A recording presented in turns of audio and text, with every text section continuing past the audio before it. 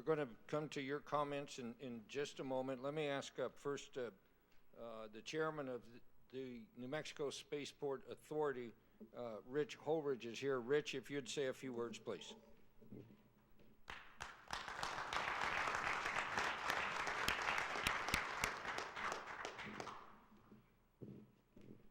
Thank you, Sherman. And I'm especially glad to see all these young people out here. Raise your hand, the young people, if you're going to be a scientist or an engineer. Obviously, most of them at the SAMs.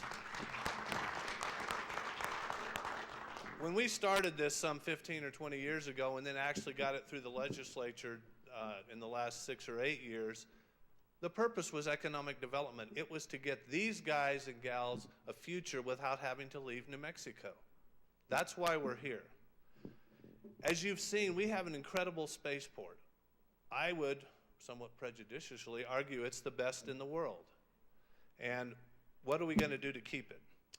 Several years ago, we got ahead of the whole rest of the country, in some ways the rest of the world, when we approved this spaceport.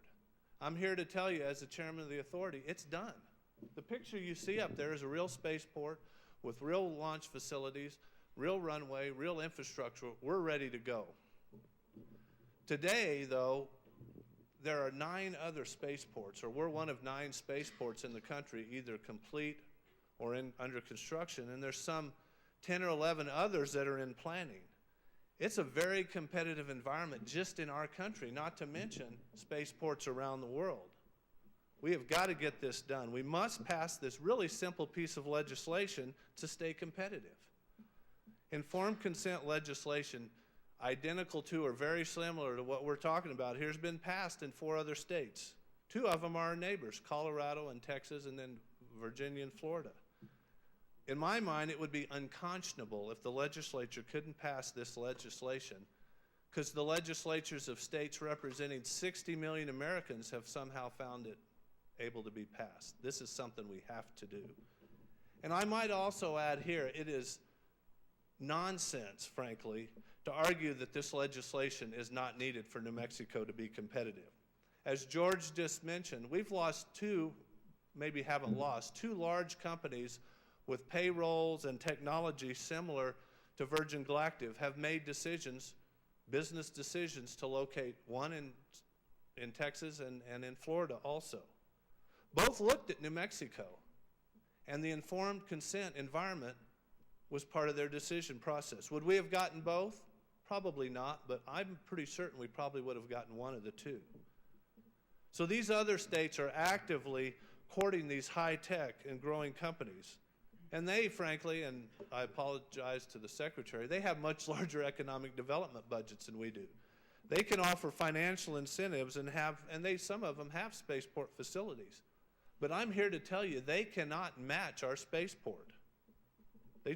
And they cannot match our partner in White Sands Missile Range.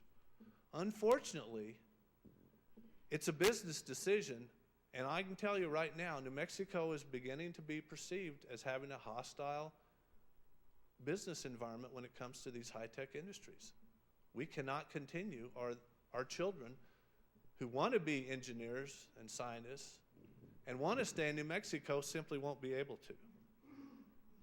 This has got to change, or our state will have wasted $250 million almost, counting our education gross receipts tax, and probably sending thousands of jobs to our neighbors, east and north, and also on the East Coast. We just simply can't do that. Let me cut to the chase here. We shouldn't even be having this meeting.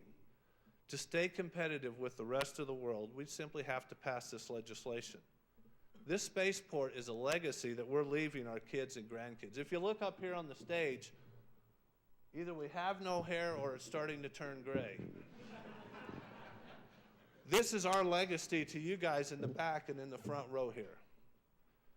And I want to make sure it is a legacy that we leave you. I don't want to be the one that explains to my kids and these young folks here that we let this opportunity slip through our hands.